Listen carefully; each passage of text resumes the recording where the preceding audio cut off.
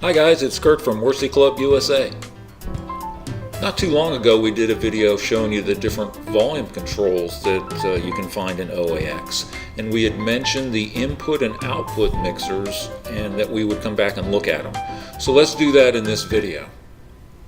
Okay, so let's take a look at the both the input and the output. So of course, always go to settings. Top left you see input and some controls which we'll go over. If we come back and hit settings again, then you see output and some more controls. Let's take a little bit closer look at the input mixer, and notice it's broken up into a couple of different sections here. So over on the left you see keyboards, and that would be anything you're playing on the keyboards.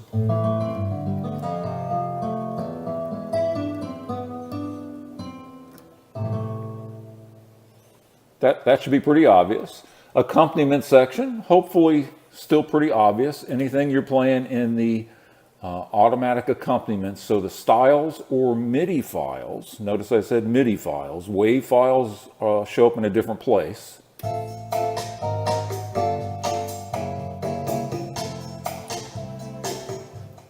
And notice that there are multiple parts in that particular style. And so we can solo a given piece of that so we understand what we're listening to and can adjust that level. So they've got the real drums from the, I'm going to call them regular drums, okay? So if we just solo the drums, kind of some bongos, maybe a little triangle. And if you solo the real drums in this particular rhythm, cabasas and some other type effects. So I only show you that so you understand you can use solo and mute to help you identify when there's multiple parts going on if you'd like to fine tune those settings. Another one we'll point out down at the bottom is EQ. So over here is an equalizer, right?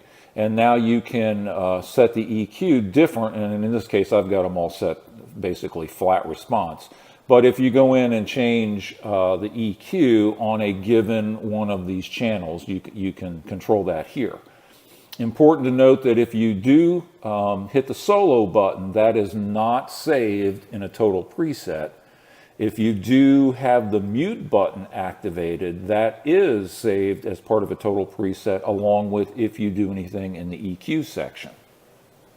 So over here up at the top again, there's organ. So that's what we just kind of looked at. And then there's inputs. So think of this as audio type information.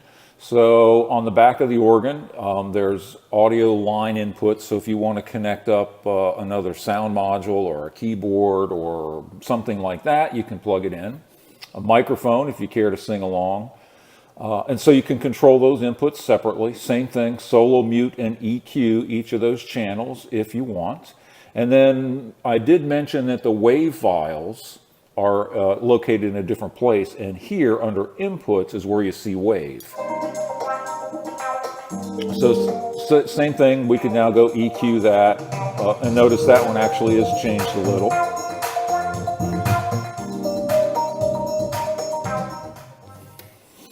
Okay, and then switch back to organ.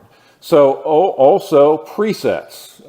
Everywhere you look, there's a preset, basically. So you can go save your own, and notice I've got one of my own already set up as a user preset. I'm going to say no, I don't want to change that. So I've got a couple different ones that I've been trying out, and then there's factory presets. Notice here, so they've got a standard mixer, and then mixer bright. Let's go ahead and load that one just for the heck of it. And you notice they've got some EQ changes that they've made on that particular setting. Let's see if, yeah, and if you notice, there's different EQ settings on some of those. So again, you can save your own if you'd like. Let me go back to mine just so I'm familiar with it. And then same thing, when you go save a total user preset, you can save that preset as part of everything. If you set the global setting, that basically says it's going to override all of the other mixer settings regardless of where they are. So let's say this is the setting that I want all the time, no matter what. If I were to check global, then that would be the level set across the organ, no matter what preset I'm using. And you might find that comes in handy, because that way, if you do change, somewhere along the way in the middle of a song or something, depending on how you save that preset, you don't want the mix of the overall sounds to change. So you might play with that a little bit, see what you think, if that's something that makes sense to you to use. Next, let's take a look at the output mixer. Pretty much the same. Point out a couple things. So you have output 1, 2, headphones. Headphones should be pretty obvious. That's for controlling the headphones if you use them. The big red slider that you see, I'm reaching over on the right-hand side of the organ and turning the big what I'm going to call the master volume. It's actually labeled general volume. But so that's the total volume of the instrument, no matter what everything else is set to.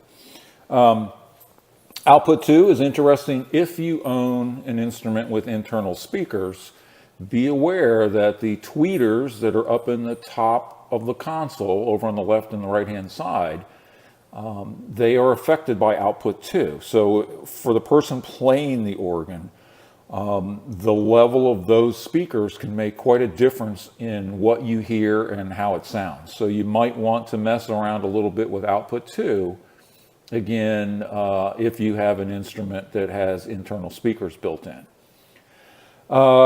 Notice each of them, just like the input side, they each have EQ settings, and you can see I've made some changes on my particular setup, and same kind of a preset deal. Just like the input mixer, you can save your own. And in my case, I do have global checked, which basically says this is the output setting that I get regardless of anything else that's going on, which works for me in my case, in my room and environment. And there's no right setting. It's whatever pleases your ear. Let me point out one other thing here. This link button. So if you want to reach up and adjust this here, notice that's adjusting the right channel, but not the left channel, which, depending on what you want to do, probably not what you want. So if you hit link, it does link those two controls together. So now when you move them, they are identical settings for both channels. Most likely you're going to want to have that set. So that's a quick look at both the input and output mixer sections on OAX. We would encourage you to go ahead and poke around in there a little bit, make some changes, and get the overall sound that pleases your ear based on the acoustics in your particular environment. As always, thanks for watching.